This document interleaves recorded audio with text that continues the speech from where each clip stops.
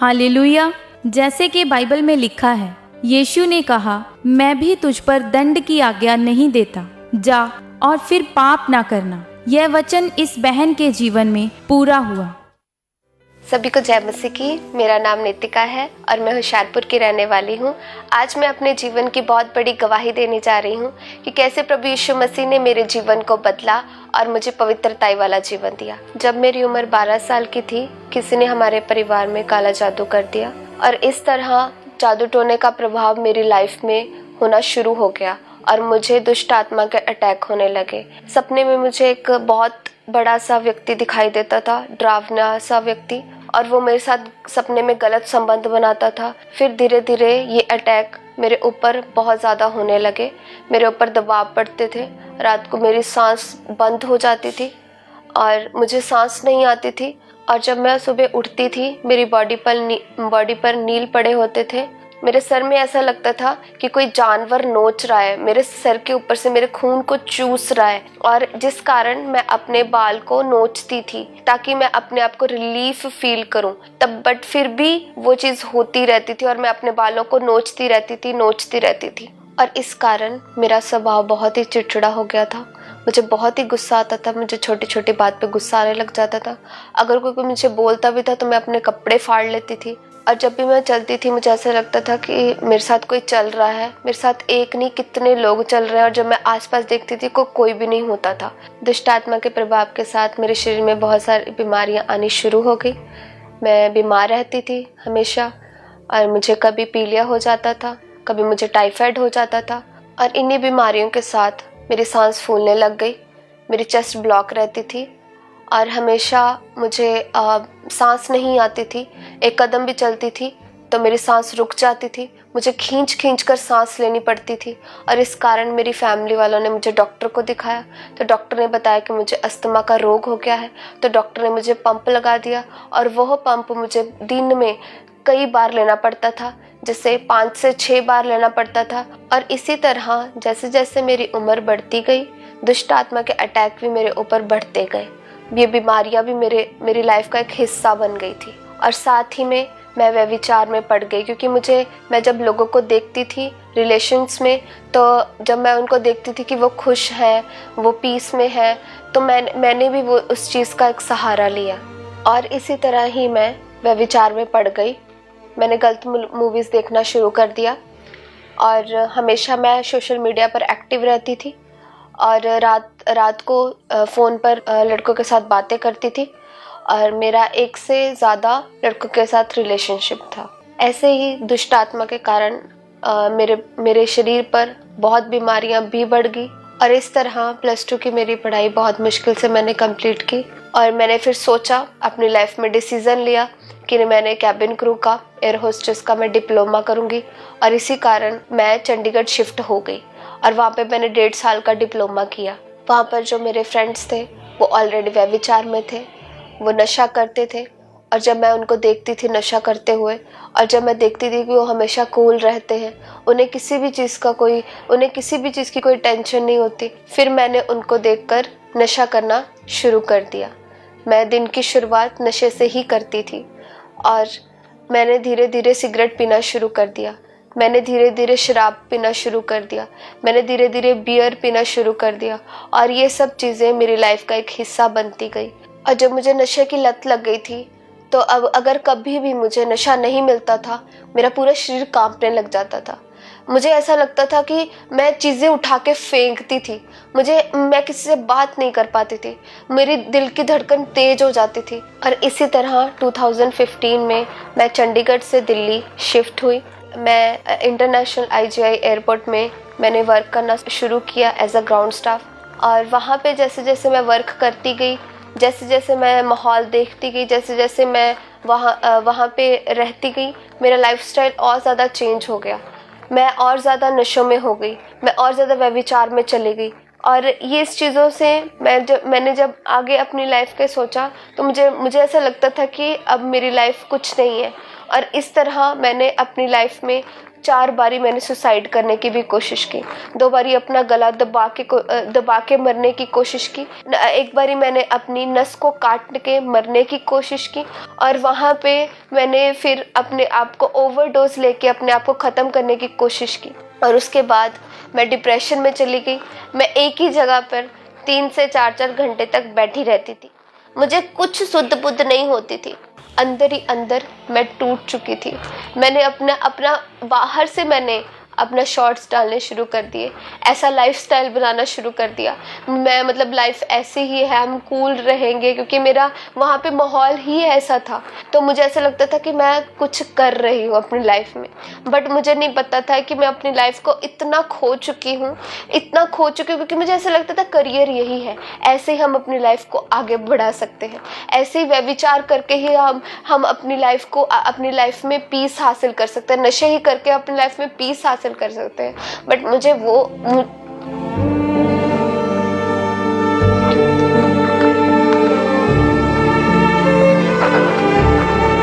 जिस कारण मैंने इन चीज़ों का सहारा लिया था, बट मुझे वो पीस, वो शांति, वो सुकून वो नहीं था। मुझे कोई छुटकारा कहीं से मुझे नज़र नहीं आ रहा था। मेरे घर वालों ने मुझे अन्य जगह पे भी लेके गए, तब मेरा छुटकारा नहीं हुआ। मुझे डॉक्टर्स के पास लेके गए, 7 से 8 डॉक्टर्स को दिखाया, तब भी मुझे कोई आराम नहीं आया। ऐसे ही मेरी एक नर्क भरी ज़िंदगी में मैं जी रही थी, मैं डिप्रेशन भरी ज़िंदगी में जी रही थी। फिर उसी दौरान किसी ने मुझे प्रभु यीशु मसीह के बारे में बताया, और जैसे प्रभु यीशु मसीह के बारे में मुझे पता चला, और YouTube में मैं सर्च कर रही थी परमेश्वर के वचनों के बारे में, तो YouTube के द्वारा मुझे अंकुर नाम मिनिस्ट्रीज के बारे में पता चला।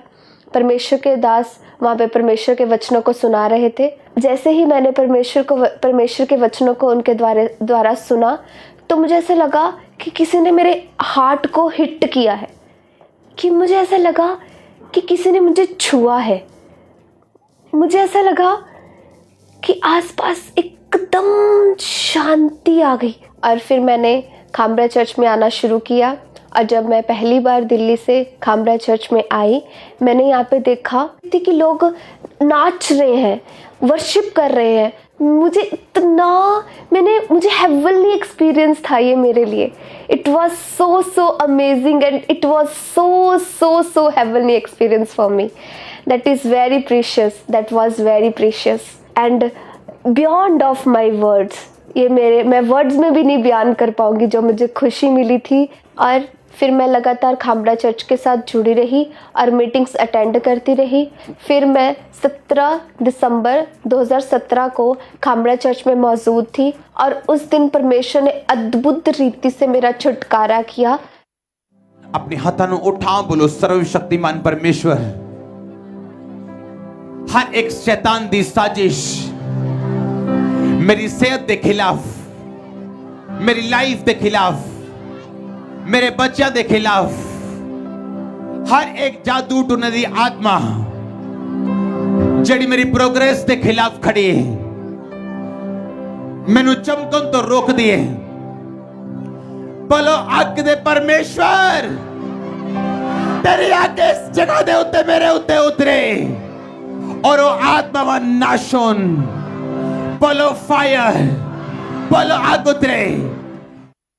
और उसी समय परमेश्वर की आत्मा ने मुझे छुआ, और मैंने अपने सर से लेके पांव तक मैंने परमेश्वर के ब्लड को अपने ऊपर उतरते हुए मैंने देखा। मुझे ऐसा महसूस हुआ कि मेरे अंदर से कोई गंदा जानवर निकल रहा है। मुझे बहुत वॉमिटिंग्स हुई। मुझे ऐसा लगा कि सच में मेरे अंदर से बहुत गंदगी निकल रही है। उसी दिन मैंने अपने आप को घर जाके चेक किया। मैं दुष्ट आत्मा के अटैक से फ्री हो चुकी थी, और मैं बहुत सालों बाद पहली बार चैन की नींद सोई। मुझे कोई गंदा ड्रीम नहीं आया। उस प्रेयर के बाद मैं पूरी तरह से अस्थमा के रोग से आज़ाद हो चुकी हूँ, और व्यभिचार से आज़ाद हो चुकी हूँ, दुष्ट आत्मा के अटैक से आज़ाद हो चुकी हूँ, और हर एक नशे की लत से मुझे आज़ादी मिल गई है। वो हर एक पाप से मुझे आज़ादी मिली है जो मैं छोड़ना तो चाहती थी, बट मैं छोड़ नहीं पा रही थी। मुझे वो अनंत जीवन मिला, और अब मेरा पूरा जीवन चेंज हो गया है और अब मैं प्रभु में आनंदित हूँ, प्रार्थना करती हूँ, बाइबल रीड करती हूँ और परमेश्वर के साथ मैं अपने समय को व्यतीत करती हूँ। और जो आज भी दुष्ट आत्मा के प्रभाव के नीचे हैं, जिनकी ज़िंदगियों में बीमारियां हैं, जिनकी ज़िंदगियों में व्यभिचार है, जिनकी ज़िंदगियों में नशे की लत है, मैं उन सभी को यही मैसेज देना चाहती हूँ कि सिर्फ यीशु मसीह ही हमारा उद्धार करता है। उसी के कोड़े खाने से हम चंगे हो चुके हैं, हमें शिफा मिली है और उसी के लहू बहाने से हमारे पाप माफ़ हो चुके हैं। यीशु मसीह की कुर्बानी ने मुझे ज़िंदगी दी है, अनंत जीवन दिया है। वो आप सभी को देने की ताकत रखता है।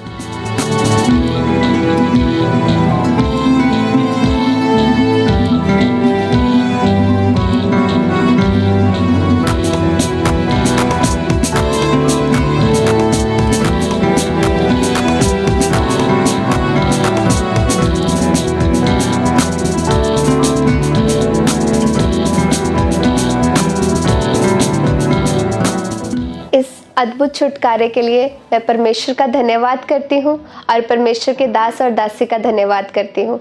सभी को जय मसीह की।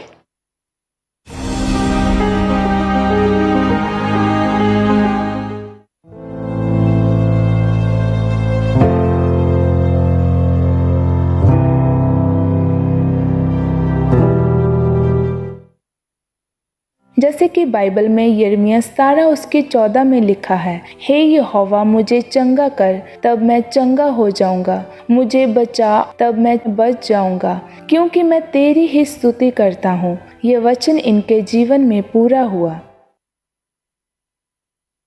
सबको जय मसीह की। मेरा नाम रमनदीप सिंह है, मैं दिल्ली शहर का रहने वाला हूँ। आज मैं आपके बीच में अपने जीवन की सबसे बड़ी गवाही देने वाला हूँ कि किस प्रकार परमेश्वर ने मुझे एक ब्रेन की बीमारी से, जो कि लाइलाज बीमारी थी, उससे आज़ाद किया। अब भी मेरी उम्र 37 साल है। जब मैं 20 साल का था तब मैं अपने रूम में स्टडी कर रहा था। स्टडी करते करते मेरे लेफ़्ट पैर से एक अजीब सी कंपन शुरू हुई और शरीर में पूरा एक दौरा टाइप का पड़ गया और शरीर पूरा मुड़ गया। मैं बिल्कुल ही ज़मीन पे लेट सा गया और मुंह से झाग सा आ गया और मैं बेहोश हो गया। और जब अचानक इस घटना हुई मैं घर में, तो सब घर वाले घबरा गए और वो सब मेरे पास इकट्ठे हो गए कि इसको क्या हो गया, इसको क्या हो गया। तो उन्होंने मेरे मुंह पे पानी के छींटे मारे और मैं फिर होश में आया। फिर मैं कुछ देर ठीक रहा, उन्होंने मुझे पानी वानी दिया पीने के लिए, लेकिन कुछ देर के बाद में मुझे फिर से वो दोबारा हो गया और मैं फिर से ही, मेरा शरीर पूरा मुड़ गया और मैं फिर बेहोश हो गया।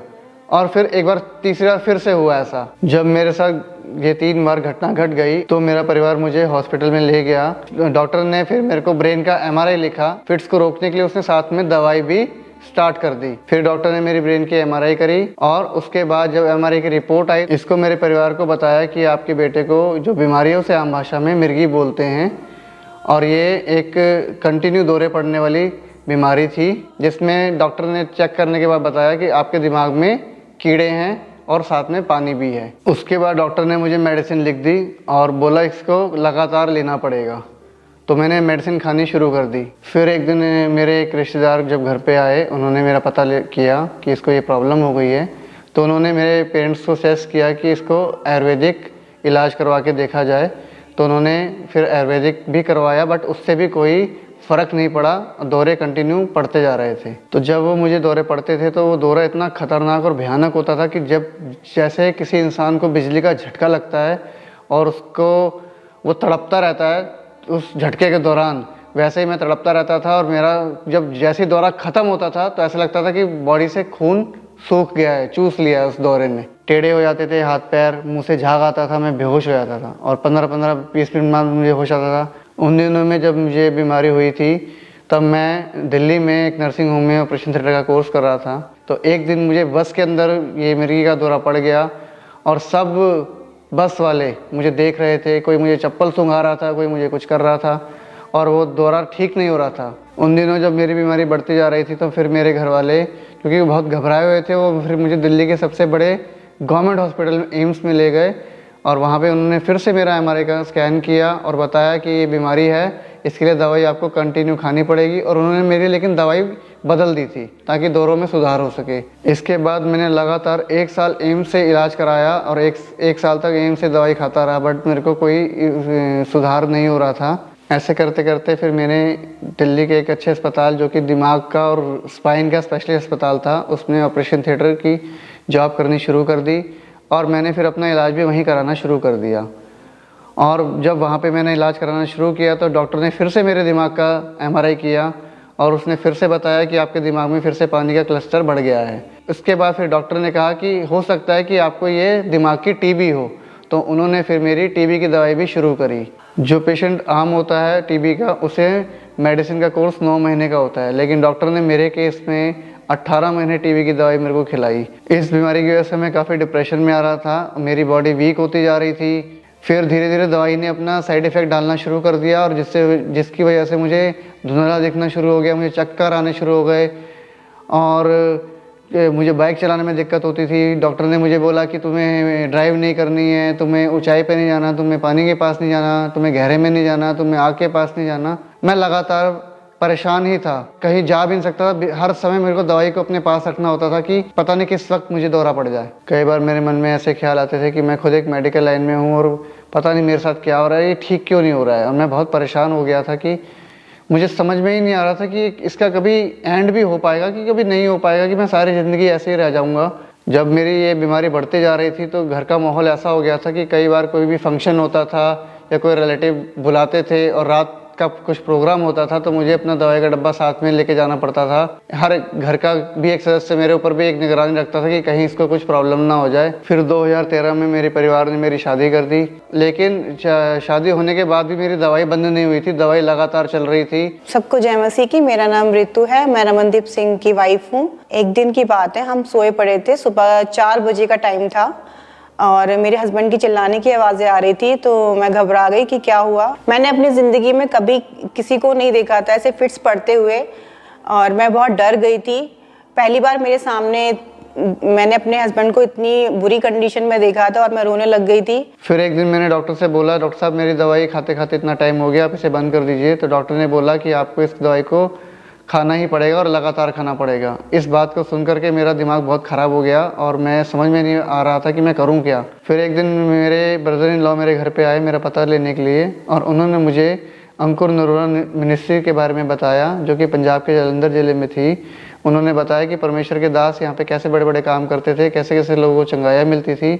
और उन्होंने मुझे मेरे साथ में अपनी गवाही को भी शेयर किया, जो कि उनकी खुद की ब्रेन की क्लॉटिंग थी, जो उनके ब्रेन में क्लॉटिंग हुई थी और वो किस प्रकार वहाँ से चंगे हुए थे। फिर मैंने नवंबर 2022 में अंकुर नरोरा मिनिस्ट्री की ऑनलाइन मीटिंग को देखना शुरू किया और जब मैंने पहले मीटिंग देखी और लोगों की गवाहियाँ सुनी तो मुझे बहुत ही एक फेथ हुआ, एक विश्वास पैदा हुआ मेरे मन में और मैं थोड़ा हैरान भी हुआ कि परमेश्वर कैसे अपने दास के द्वारा इतने बड़े बड़े काम करता है। तो फिर 11 दिसंबर 2022 को जब मैं घर में ऑनलाइन मीटिंग देख रहा था तो प्रभु के दास ने प्रार्थना करी कि सिर के सारे रोगी चंगे हो जाएं।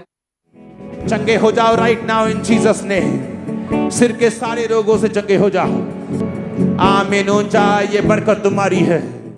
जब परमेश्वर के दास ने मेरे लिए ये प्रेयर करी, उन्हें मैंने पूरे विश्वास से और दृढ़ता से ग्रहण किया, रिसीव किया।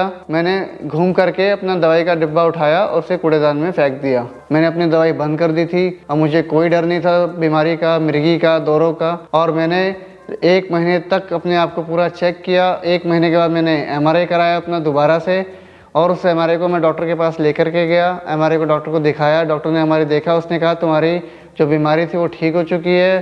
फिर डॉक्टर ने बोला कि अभी तुम्हें दवाई खाने की कोई ज़रूरत नहीं है। उस प्रेयर के बाद मैं पूरी तरह से हील हूँ, मैं आज़ाद हूँ उस भयानक बीमारी से, मिर्गी की बीमारी से। मुझे कोई दौरे नहीं पड़ते हैं। अब मेरे ब्रेन में ना तो कोई पानी है और ना ही कोई कीड़े हैं। अब मेरा ब्रेन पूरी तरीके से ठीक है। अब मैं अपनी लाइफ में बहुत खुश हूँ, अपनी फैमिली में बहुत खुश हूँ, अपने वाइफ अपने बच्चों के साथ बहुत खुश हूँ। खुशी की बात है भी क्योंकि मैं इतने सालों 18 साल पुरानी बीमारी से आज़ाद हुआ। मैं सब लोगों को यही कहना चाहता हूँ कि जितने भी इस दिमाग के रोगी हैं, ब्रेन के रोगी हैं, परमेश्वर पे विश्वास रखें। परमेश्वर सब रोगों को ठीक करता है। परमेश्वर ने अपने वचन में भी लिखा कि विश्वास रख तो तू बच जाएगा। उसी तरह परमेश्वर ने मुझे भी ठीक किया, परमेश्वर आपको भी ठीक करेगा। मैं अपने जीवन की इस बड़ी गवाही के लिए परमेश्वर का धन्यवाद करता हूँ व परमेश्वर के दास अपोस्टल अंकुर यूसुफ नरोरा जी का धन्यवाद करता हूँ। सबको जय मसीह की।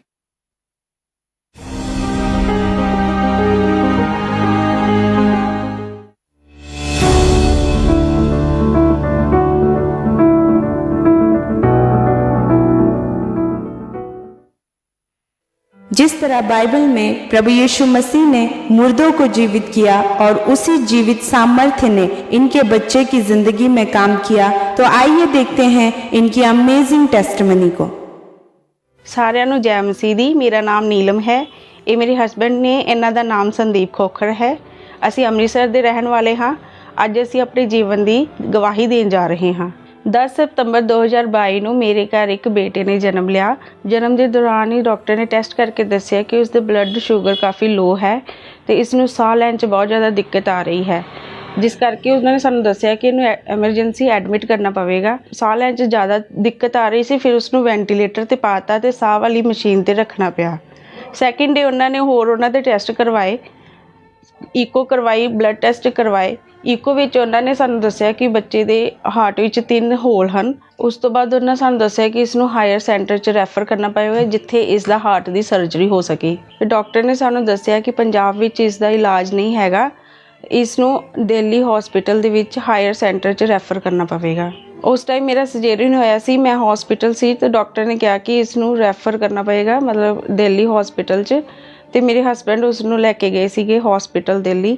ਜਦੋਂ ਬੱਚੇ ਨੂੰ ਦਿੱਲੀ ਹਸਪੀਟਲ ਲੈ ਕੇ ਗਏ ਤਾਂ ਉਹਨਾਂ ਨੇ ਇਮੀਡੀਏਟਲੀ ਉਹਨੂੰ ICU ਜਦੋਂ ਐਡਮਿਟ ਕੀਤਾ ਤਾਂ ਉਹਨਾਂ ਟੈਸਟ ਕਰਨੇ ਸ਼ੁਰੂ ਕੀਤੇ ਬੱਚੇ ਦੇ। ਫਿਰ ਉਹ ਜਦੋਂ ਟੈਸਟ ਕੀਤੇ ਤੇ ਬੱਚੇ ਦੀ ਕਿਡਨੀ ਵੀ ਪ੍ਰੋਪਰ ਵਰਕ ਨਹੀਂ ਕਰਦੀ ਪਈ ਸੀ।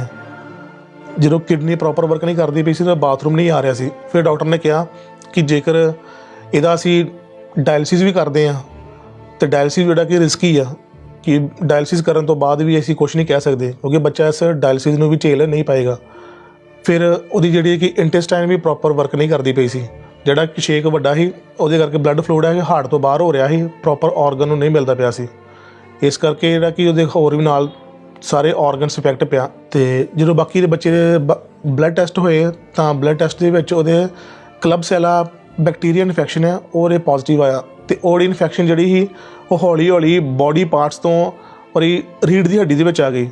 ਤਾਂ ਡਾਕਟਰਾਂ ਨੂੰ ਜਦੋਂ ਸ਼ੱਕ ਪਿਆ ਕਿ ਰੀੜ੍ਹ ਦੀ ਹੱਡੀ ਦੇ ਵਿੱਚ ਇਨਫੈਕਸ਼ਨ ਹੋ ਸਕਦੀ ਆ ਤਾਂ ਉਹਨਾਂ ਨੇ ਰੀੜ੍ਹ ਦੀ ਹੱਡੀ 'ਚ ਸੈਂਪਲ ਲਿਆ ਤੇ ਚੈੱਕ ਕੀਤਾ ਕਿ ਉਹਦੇ ਵਿੱਚ ਵੀ ਸੈਂਪਲ ਲੈ ਕੇ ਪਤਾ ਲੱਗਾ ਕਿ ਬੱਚੇ ਦੀ ਰੀੜ੍ਹ ਦੀ ਹੱਡੀ ਦੇ ਵਿੱਚ ਜਿਹੜਾ ਕਿ ਉਹ ਇਨਫੈਕਸ਼ਨ ਆ ਚੁੱਕੀ ਆ। ਉਸ ਤੋਂ ਬਾਅਦ ਫਿਰ ਡਾਕਟਰਾਂ ਨੂੰ ਇਹ ਵੀ ਸ਼ੱਕ ਪਿਆ ਕਿ ਜਿਹੜੀ ਸਪਾਈਨਲ ਕਾਰਡ ਦੇ ਨਾਲ ਰੀੜ੍ਹ ਦੀ ਹੱਡੀ ਦੇ ਨਾਲ ਜਿਹੜਾ ਕਿ ਬ੍ਰੇਨ ਜੁੜਿਆ ਵਾ ਤੇ ਹੋ ਸਕਦਾ ਵਾ ਕਿ ਉਹਦੇ ਬ੍ਰੇਨ ਦੇ ਵਿੱਚ ਵੀ ਇਨਫੈਕਸ਼ਨ ਹੋਈ ਹੋਵੇ। ਫਿਰ ਬੱਚੇ ਦੇ ਬ੍ਰੇਨ ਦੇ ਵਿੱਚ ਉਹਨਾਂ ਨੇ ਫਲੂਇਡ ਦਾ ਟੈਸਟ ਕੀਤਾ, ਉਹ ਸੈਂਪਲ ਲਿਆ ਫਲੂਇਡ ਦਾ ਤੇ ਉਹ ਸੈਂਪਲ ਤੋਂ ਪਤਾ ਲੱਗਾ ਕਿ ਉਹਦੇ ਬ੍ਰੇਨ ਦੇ ਵਿੱਚ ਜਿਹੜੀ ਇਨਫੈਕਸ਼ਨ ਆ ਤੇ ਉਹ ਇਨਫੈਕਸ਼ਨ ਦੇ ਕਰਕੇ ਉਹਦੇ ਬ੍ਰੇਨ ਦੇ ਵਿੱਚ ਸਵੈਲਿੰਗ ਆ ਗਈ ਸੀ। ਸਵੈਲਿੰਗ ਦੇ ਨਾਲ ਉਹਦੇ ਪਾਣੀ ਭਰ ਗਿਆ ਸੀ ਬ੍ਰੇਨ ਦੇ ਵਿੱਚ। ਉੱਥੇ ਬੈਠਿਆ ਕਈ ਵਾਰ ਜਦੋਂ ਘਰੋਂ ਫੋਨ ਆਉਂਦਾ ਸੀ ਮੈਨੂੰ ਵੀ ਬੱਚੇ ਦਾ ਕੀ ਹਾਲ ਆ, ਕਿੱਦਾਂ ਵਾ, ਮੈਂ ਉਹਨਾਂ ਨੂੰ ਪ੍ਰੋਪਰ ਸਾਰੀ ਗੱਲ ਨਹੀਂ ਦੱਸਦਾ ਹੁੰਦਾ ਸੀ। ਮੈਂ ਉਹਨਾਂ ਨੂੰ ਥੋੜ੍ਹਾ ਕਹਿੰਦਾ ਵੀ ਹਾਂ ਵੀ ਥੋੜ੍ਹੀ ਪ੍ਰੋਬਲਮ ਹੈਗੀ, ਟਰੀਟਮੈਂਟ ਚੱਲਦਾ ਪਿਆ ਵਾ, ਕੋਈ ਗੱਲ ਨਹੀਂ, ਘਬਰਾਉਣ ਦੀ ਗੱਲ ਨਹੀਂ ਹੈ, ਠੀਕ ਹੋ ਜਾਏਗਾ। ਟੈਸਟ ਹੋਣ ਤੋਂ ਬਾਅਦ ਬੱਚੇ ਦਾ ਟਰੀਟਮੈਂਟ ਚੱਲਦਾ ਪਿਆ ਸੀ, ਬਟ ਟਰੀਟਮੈਂਟ ਚੱਲਣ ਦੇ ਨਾਲ ਨਾਲ ਬੱਚੇ ਦੀ ਕੰਪਲੀਕੇਸ਼ਨ ਜਿਹੜੀਆਂ ਕਿ ਹੋਰ ਡੇ ਬਾਈ ਡੇ ਵੱਧ ਰਹੀਆਂ ਸੀ, ਕਿਉਂਕਿ ਇਨਫੈਕਸ਼ਨ ਜਿਹੜੀ ਬੋਡੀ ਦੇ ਵਿੱਚ ਜਿਹੜਾ ਕਿ ਫੈਲਦੀ ਪਈ ਸੀ। 2 ਦਿਨ ਟਰੀਟਮੈਂਟ ਚੱਲਣ ਤੋਂ ਬਾਅਦ ਡਾਕਟਰ ਨੇ ਸਾਨੂੰ ਇੰਨੀ ਗੱਲ ਕਹੀ ਵੀ ਅਸੀਂ ਜਿਹੜਾ ਵਾ ਕਿ ਛੋਟੇ ਬੱਚੇ ਦਾ ਜਿਹੜਾ ਕਿ ਸਰਜਰੀ ਨਹੀਂ ਕਰ ਸਕਦੇ ਕਿਉਂਕਿ ਹਲੇ ਬੱਚਾ ਬਹੁਤ ਛੋਟਾ ਵਾ ਤੇ ਇਹਦੀ ਸਰਜਰੀ ਮੁਸ਼ਕਿਲ ਆ। ਡਾਕਟਰ ਨੇ ਕਿਹਾ ਕਿ ਮੈਡੀਕਲੀ ਆਪਾਂ ਇਹਨੂੰ ਮੈਡੀਸਨ ਦੇ ਕੇ ਦੇਖਾਂਗੇ, ਜੇਕਰ ਮੈਡੀਸਨ ਦੇ ਨਾਲ ਠੀਕ ਨਹੀਂ ਹੁੰਦਾ ਤਾਂ ਫਿਰ ਜਿਹੜਾ ਕਿ ਇਹਨੂੰ ਅਸੀਂ ਸਰਜਰੀ ਕਰਾਂਗੇ ਇਹਦੀ। ਤੇ ਸਰਜਰੀ ਦੇ ਦੌਰਾਨ ਵੀ ਅਸੀਂ ਕੋਈ ਗਰੰਟੀ ਨਹੀਂ ਲੈਂਦੇ ਵੀ ਬੱਚੇ ਨੂੰ ਕੁਝ ਹੋ ਸਕਦਾ ਵਾ ਕਿ ਨਹੀਂ ਹੋ ਸਕਦਾ। ਤੇ ਉਸ ਤੋਂ ਬਾਅਦ ਜੇਕਰ ਸਰਜਰੀ ਹੋ ਵੀ ਜਾਂਦੀ ਆ ਤਾਂ ਸਰਜਰੀ ਹੋਣ ਤੋਂ ਬਾਅਦ ਵੀ ਗਰੰਟੀ ਕੋਈ ਨਹੀਂ ਹੈ ਕਿ ਬੱਚਾ ਬਚੇਗਾ ਕਿ ਨਹੀਂ ਬਚੇਗਾ। ਫਿਰ ਬੈਠਿਆਂ ਕਈ ਵਾਰ ਐਸੇ ਖਿਆਲ ਵੀ ਆਉਣੇ ਕਿ ਇਹੋ ਜਿਹੀ ਮਿਸ ਹੈਪਨਿੰਗ ਹੋਵੇ ਕਿ ਬੱਚਾ ਡੈਡ ਹੋ ਜੇ ਤੇ ਮੈਂ ਬੱਚੇ ਨੂੰ ਡੈਡ ਨੂੰ ਕਿਸ ਤਰ੍ਹਾਂ ਲੈ ਕੇ ਜਾਵਾਂਗਾ, ਤੇ ਇਹੋ ਜਿਹੇ ਬੜੇ ਮਨ ਦੇ ਵਿੱਚ ਨੈਗੇਟਿਵ ਥਾਟਸ ਆਉਂਦੇ ਸੀ। ਡਾਕਟਰ ਲਗਾਤਾਰ ICU ਦੇ ਵਿੱਚ ਮੇਰੇ ਬੱਚੇ ਦਾ ਟਰੀਟਮੈਂਟ ਕਰ ਰਹੇ ਸੀ, ਬਟ ਲਗਾਤਾਰ ਟਰੀਟਮੈਂਟ ਹੋਣ ਦੇ ਬਾਵਜੂਦ ਵੀ ਉਹਦੀ ਕੰਡੀਸ਼ਨ ਦੇ ਵਿੱਚ ਕੋਈ ਵੀ ਫਰਕ ਨਹੀਂ ਪੈ ਰਿਹਾ ਸੀ। ਲਗਾਤਾਰ ਟਰੀਟਮੈਂਟ ਹੋਣ ਦੇ ਨਾਲ ਨਾਲ ਲਗਾਤਾਰ ਜਿਹੜਾ ਖਰਚਾ ਵੀ ਬਹੁਤ ਵੱਧ ਰਿਹਾ ਸੀ। ਸੋ ਇਸ ਤਰੀਕੇ ਨਾਲ 40 ਤੋਂ 50 ਹਜ਼ਾਰ ਰੁਪਇਆ ਜਿਹੜਾ ਕਿ ਪਰ ਡੇ ਖਰਚਾ ਪੈ ਰਿਹਾ ਸੀ, ਪਰ ਬੱਚੇ ਦੀ ਕੰਡੀਸ਼ਨ ਦੇ ਵਿੱਚ ਕੋਈ ਵੀ ਰਿਕਵਰੀ ਨਹੀਂ ਸੀ ਆ ਰਹੀ। ਤੇ ਕੁੱਲ ਮਿਲਾ ਕੇ ਸਾਡਾ ਜਿਹੜਾ ਖਰਚਾ 12 ਤੋਂ 15 ਲੱਖ ਰੁਪਏ ਖਰਚਾ ਆ ਗਿਆ ਇਹ। 12 ਤੋਂ 15 ਲੱਖ ਰੁਪਏ ਕੱਢਣਾ ਮੇਰੇ ਵਾਸਤੇ ਬਹੁਤ ਔਖਾ ਸੀ ਕਿਉਂਕਿ ਸਾਡੀ ਇੱਕ ਮਿਡਲ ਕਲਾਸ ਫੈਮਿਲੀ ਆ, ਤਾਂ ਇਸ ਕਰਕੇ ਜਿਹੜਾ ਕਿ ਇੰਨਾ ਖਰਚਾ ਕਰਨਾ ਸਾਡੇ ਵਾਸਤੇ ਬਹੁਤ ਮੁਸ਼ਕਿਲ ਸੀ। ਪਰ ਫਿਰ ਵੀ ਜਿਹੜਾ ਕਿ ਅਸੀਂ ਕਿਸੇ ਨਾ ਕਿਸੇ ਕੋ ਆਪਣੇ ਘਰੋਂ ਥੋੜ੍ਹੇ ਲੈ ਕੇ, ਥੋੜ੍ਹੇ ਇਨਲॉज ਕੋ ਲੈ ਕੇ, ਥੋੜ੍ਹੇ ਮੈਂ ਆਪਣੇ ਬ੍ਰਦਰ ਕੋ, ਥੋੜ੍ਹੀ ਸਿਸਟਰ ਕੋ ਲੈ ਕੇ ਤੇ ਇਸ ਤਰੀਕੇ ਨਾਲ ਮੈਂ ਜਿਹੜਾ ਕਿ ਆਪਣਾ ਹੌਲੀ ਹੌਲੀ ਖਰਚਾ ਪੂਰਾ ਕੀਤਾ। ਪਰ ਇੰਨਾ ਪੈਸਾ ਖਰਚਣ ਦੇ ਬਾਵਜੂਦ ਵੀ ਕੋਈ ਆਸ ਨਹੀਂ ਸੀ ਕਿ ਇਹ ਬੱਚਾ ਸਾਡਾ ਬਚੇਗਾ ਕਿ ਨਹੀਂ ਬਚੇਗਾ। ਕਰਜ਼ਾ ਵੀ ਮੇਰੇ ਸਿਰ ਚੜ੍ਹ ਗਿਆ, ਬੱਚੇ ਦਾ ਟਰੀਟਮੈਂਟ ਵੀ ਹੋ ਰਿਹਾ ਵਾ, ਕਿਤੇ ਇਹ ਨਾ ਹੋਵੇ ਕਿ ਸਾਰਾ ਕੁਝ ਕਰਨ ਤੋਂ ਬਾਅਦ ਬੱਚਾ ਨਾ ਬਚੇ। ਸੋ ਇਸ ਤਰੀਕੇ ਨਾਲ ਮੇਰੇ ਮਾਈਂਡ ਦੇ ਵਿੱਚ ਬਹੁਤ ਜ਼ਿਆਦਾ ਨੈਗੇਟਿਵ ਥਾਟਸ ਆਉਂਦੇ ਸੀ। ਇਹਨਾਂ ਕੰਡੀਸ਼ਨ ਦੇ ਵਿੱਚ ਮੇਰਾ ਭਰੋਸਾ ਖੁਦਾ 'ਤੇ ਸੀ ਕਿਉਂਕਿ ਮੈਂ ਖਾਂਬਰਾ ਚਰਚ ਨਾਲ ਜੁੜਿਆ ਹੋਇਆ ਸੀ। ਉਹ ਖਾਂਬਰਾ ਚਰਚ ਦੇ ਵਿੱਚ ਮੈਂ ਇੱਥੇ ਬਹੁਤ ਵੱਡੀਆਂ ਗਵਾਹੀਆਂ ਦੇਖੀਆਂ ਸੀ, ਔਰ ਕਿਉਂਕਿ ਖੁਦਾ ਨੇ ਬਹੁਤ ਅਜੀਬ ਔਰ ਅਚੰਭੇ ਕੰਮ ਕੀਤੇ ਖੁਦਾ ਨੇ ਚਰਚ ਦੇ ਵਿੱਚ। ਕਿਉਂਕਿ ਪਰਮੇਸ਼ਵਰ ਦੇ ਵਚਨ 'ਚ ਲਿਖਿਆ ਹੈ ਕਿ ਧਰਮੀ ਜਨ 'ਤੇ ਬਹੁਤ ਸਾਰੀ ਵਿਪੱਤੀਆਂ ਆਉਂਦੀਆਂ, ਪਰ ਪਰਮੇਸ਼ਵਰ ਉਹਨਾਂ ਨੂੰ ਉਸ ਵਿਪੱਤੀ ਦੇ ਵਿੱਚੋਂ ਕੱਢਦਾ ਹੈ। ਫਿਰ ਮੈਂ ANM hospital prayer line Gmail ਦੇ ਉੱਤੇ ਆਪਣੇ ਬੱਚੇ ਦੀ ਪ੍ਰੇਅਰ ਰਿਕੁਐਸਟ ਸੈਂਡ ਕੀਤੀ। ਫਿਰ 18 ਸਤੰਬਰ 2022 ਨੂੰ ਪ੍ਰਭੂ ਰਦਾਸ ਨੇ ਜ਼ੂਮ ਐਪ ਦੁਆਰਾ ਮੇਰੇ ਬੇਟੇ ਦੇ ਉੱਪਰ ਲੇ ਹੈਂਡ प्रार्थना की। आपकी लाइफ के ऊपर हीलिंग डिलीवरेंस की घोषणा करता हूं।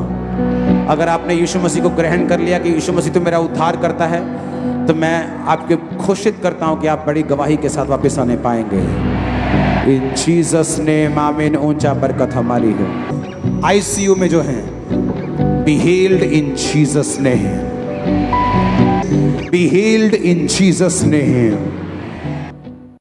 ਉਸ ਪ੍ਰਾਰਥਨਾ ਨੂੰ ਰਿਸੀਵ ਕਰਨ ਤੋਂ ਬਾਅਦ ਮੇਰੇ ਬੱਚੇ ਦੀ ਰਿਕਵਰੀ ਹੋਣੀ ਸ਼ੁਰੂ ਹੋਈ। ਫਿਰ ਡਾਕਟਰ ਨੇ ਸਾਨੂੰ ਦੱਸਿਆ ਕਿ ਤੁਹਾਡੇ ਬੱਚੇ ਦੇ ਹਾਰਟ ਦੇ ਹੋਲ ਜਿਹੜੇ ਨੇ ਉਹ ਪੂਰੇ ਤਰੀਕੇ ਨਾਲ ਬੰਦ ਹੋ ਗਏ ਨੇ, ਔਰ ਬੱਚੇ ਦਾ ਹਾਰਟ ਪ੍ਰੋਪਰ ਵਰਕ ਕਰਨਾ ਸ਼ੁਰੂ ਹੋ ਗਿਆ ਵਾ, ਔਰ ਉਹਦੇ ਲੰਗਸ ਵੀ ਪ੍ਰੋਪਰ ਵਰਕ ਕਰਨੇ ਸ਼ੁਰੂ ਹੋ ਗਏ ਨੇ, ਉਹਦੇ ਕਿਡਨੀਆਂ ਵੀ ਪ੍ਰੋਪਰ ਵਰਕ ਕੰਮ ਕਰਦੀਆਂ ਪਈਆਂ ਨੇ, ਉਹਦੇ ਇੰਟੈਸਟਾਈਨ ਵੀ ਪ੍ਰੋਪਰ ਵਰਕ ਕਰਦਾ ਪਿਆ ਵਾ, ਔਰ ਸਪਾਈਨਲ ਕਾਰਡ ਦੀ ਇਨਫੈਕਸ਼ਨ ਵੀ ਖਤਮ ਹੋ ਗਈ ਆ, ਔਰ ਬ੍ਰੇਨ ਦੀ ਇਨਫੈਕਸ਼ਨ ਵੀ ਖਤਮ ਹੋ ਗਈ ਆ। ਫਿਰ ਡਾਕਟਰ ਨੇ ਕਿਹਾ ਕਿ ਬੱਚੇ ਦਾ ਜਿਹੜਾ ਕਿ ਆਪਰੇਸ਼ਨ ਆ ਉਹ ਕੈਂਸਲ ਆ, ਅਸੀਂ ਆਪਰੇਸ਼ਨ ਨਹੀਂ ਕਰਾਂਗੇ, ਤੁਹਾਡਾ ਬੱਚਾ ਹੁਣ ਇਸੇ ਤਰ੍ਹਾਂ ਬਿਲਕੁਲ ਠੀਕ ਹੋ ਚੁੱਕਾ ਵਾ। ਜਦੋਂ ਡਾਕਟਰ ਨੇ ਸਾਨੂੰ ਦੱਸਿਆ ਕਿ ਤੁਹਾਡਾ ਬੱਚਾ ਬਿਲਕੁਲ ਠੀਕ ਆ, ਅਸੀਂ ਕੁਝ ਦਿਨ ਤੱਕ ਬੱਚੇ ਨੂੰ ਜਿਹੜਾ ਕਿ ਡਿਸਚਾਰਜ ਕਰ ਦਾਂਗੇ। ਜਦੋਂ ਸਾਨੂੰ ਨਿਊਜ਼ ਮਿਲੀ ਕਿ ਬੱਚਾ ਡਿਸਚਾਰਜ ਹੋ ਰਿਹਾ ਵਾ ਔਰ ਬੱਚਾ ਬਿਲਕੁਲ ਠੀਕ ਹੈ, ਉਸ ਸਮੇਂ ਅਸੀਂ ਬਹੁਤ ਜ਼ਿਆਦਾ ਖੁਸ਼ ਸੀ। ਰਿਕਵਰੀ ਹੋਣ ਤੋਂ ਬਾਅਦ ਸਾਨੂੰ ਡਾਕਟਰ ਨੇ ਕਿਹਾ ਕਿ ਤੁਸੀਂ ਹੁਣ ਬੱਚੇ ਦੀ ਮਦਰ ਨੂੰ ਬੁਲਾ ਸਕਦੇ ਹੋ ਤਾਂ ਕਿ ਅਸੀਂ ਬੱਚੇ ਨੂੰ ਮਦਰ ਫੀਡ ਦਈਏ। ਫਿਰ ਮੈਂ ਦਿੱਲੀ ਆਪਣੇ ਬੱਚੇ ਦੇ ਕੋਲ ਗਈ ਤੇ ਜਾ ਕੇ ਮੈਂ ਦੇਖਿਆ ਉਸ ਦੀ ਸਾਹ ਵਾਲੀ ਮਸ਼ੀਨ ਵੀ ਉਤਰ ਚੁੱਕੀ ਸੀ ਤੇ ਉਹ ਹੁਣ ਬਿਲਕੁਲ ਨਾਰਮਲ ਸੀਗਾ, ਤੇ ਉਸ ਨੂੰ ਦੇਖ ਕੇ ਮੇਰਾ ਮਨ ਬਹੁਤ ਖੁਸ਼ ਹੋਇਆ ਤੇ ਉਸਨੇ ਫਸਟ ਟਾਈਮ ਉਸ ਦਿਨ ਫੀਡ ਲਈ ਸੀ। ਮੈਂ ਬਹੁਤ ਖੁਸ਼ ਸੀ ਬੱਚੇ ਨੂੰ ਫੀਡ ਦੇ ਕੇ, ਤੇ ਇਹ ਦੇਖ ਕੇ ਕਿ ਹੁਣ ਬੱਚਾ ਫੀਡ ਲੈ ਰਿਹਾ ਆ ਤੇ ਹੁਣ ਇਹ ਬਿਲਕੁਲ ਠੀਕ ਹੈ। ਉਸ ਪ੍ਰੇਅਰ ਤੋਂ ਬਾਅਦ ਉਸ ਦਾ ਹਾਰਟ ਵੀ ਪ੍ਰੋਪਰ ਕੰਮ ਕਰ ਰਿਹਾ ਹੈ, ਲੰਗਸ ਵੀ ਹੁਣ ਪ੍ਰੋਪਰ ਕੰਮ ਕਰ ਰਹੇ ਨੇ, ਹੁਣ ਉਸ ਨੂੰ ਕੋਈ ਦਿੱਕਤ ਨਹੀਂ ਹੈ, ਕਿਡਨੀਸ ਵੀ ਬਿਲਕੁਲ ਠੀਕ ਹੈ, ਉਹ ਅੱਛੀ ਤਰ੍ਹਾਂ ਯੂਰਿਨ ਪਾਸ ਕਰ ਰਿਹਾ ਹੈ। ਉਸ ਦੇ ਬ੍ਰੇਨ ਦੇ ਵਿੱਚ ਜੋ ਪਾਣੀ ਸੀ ਉਹ ਵੀ ਹੁਣ ਮਤਲਬ ਠੀਕ ਹੋ ਚੁੱਕਾ ਹੈ ਤੇ ਬ੍ਰੇਨ ਦਾ ਸਾਈਜ਼ ਵੀ ਬਿਲਕੁਲ ਨਾਰਮਲ ਹੋ ਚੁੱਕਾ ਹੈ। ਉਸ ਪ੍ਰੇਅਰ ਤੋਂ ਬਾਅਦ ਸਾਡਾ ਬੇਬੀ ਬਿਲਕੁਲ ਠੀਕ ਹੈ। ਅਸੀਂ ਬਹੁਤ ਖੁਸ਼ ਹਾਂ ਕਿ ਪਰਮੇਸ਼ਵਰ ਨੇ ਸਾਡੀ ਫੈਮਿਲੀ ਨੂੰ ਕੰਪਲੀਟ ਕੀਤਾ ਹੈ। ਜਿਨ੍ਹਾਂ ਲੋਕਾਂ ਦੇ ਬੱਚੇ ਬਿਮਾਰ ਨੇ, ਜਿਨ੍ਹਾਂ ਦੇ ਬੱਚੇ ਹਸਪੀਟਲਾਈਜ਼ਡ ਨੇ, ਅਸੀਂ ਉਹਨਾਂ ਨੂੰ ਇਹ ਕਹਿਣਾ ਚਾਹਾਂਗੇ ਕਿ ਖੁਦਾ 'ਤੇ ਵਿਸ਼ਵਾਸ ਕਰੋ। ਖੁਦਾ ਹਰ ਇੱਕ ਦੀ ਮਨੋਕਾਮਨਾ ਨੂੰ ਪੂਰੀਆਂ ਕਰਦਾ ਹੈ। ਖੁਦਾ ਸਾਡੇ ਵਿਸ਼ਵਾਸ 'ਤੇ ਸਾਡੇ ਕੰਮ ਕਰਦਾ ਹੈ, ਕਿਉਂਕਿ ਵਚਨ 'ਚ ਲਿਖਿਆ ਹੈ ਵਿਸ਼ਵਾਸ ਕਰਨ ਵਾਲਿਆਂ ਵਾਸਤੇ ਸਭ ਕੁਝ ਹੋ ਸਕਦਾ ਹੈ। ਸੋ ਇਸ ਕਰਕੇ ਖੁਦਾ 'ਤੇ ਵਿਸ਼ਵਾਸ ਕਰੀਏ, ਕਿਉਂਕਿ ਖੁਦਾ ਸਾਡੀਆਂ ਸਾਰਿਆਂ ਮਨੋਰਥਾਂ ਨੂੰ ਪੂਰਾ ਕਰਦਾ ਹੈ। ਇਸ ਲਈ ਅਸੀਂ ਖੁਦਾ 'ਤੇ ਵਿਸ਼ਵਾਸ ਕੀਤਾ ਸੀ। ਅੱਜ ਸਾਡਾ ਬੱਚਾ ਸਾਡੇ ਕੋਲ ਹੈ, ਬਿਲਕੁਲ ਠੀਕ ਹੈ, ਅਸੀਂ ਆਪਣੀ ਫੈਮਿਲੀ ਨਾਲ ਬਿਲਕੁਲ ਖੁਸ਼ ਹਾਂ। ਸੋ ਇਸ ਕਰਕੇ ਮੈਂ ਕਹਿਣਾ ਚਾਹਾਂਗਾ ਕਿ ਉਹ ਵੀ ਲੋਕ ਖੁਦਾ 'ਤੇ ਵਿਸ਼ਵਾਸ ਕਰਨ ਤਾਂ ਜੋ ਖੁਦਾ ਉਹਨਾਂ ਨੂੰ ਵੀ ਇਸ ਬਲੈਸਿੰਗ ਦੇ ਨਾਲ ਬਲੈਸ ਕਰੇ।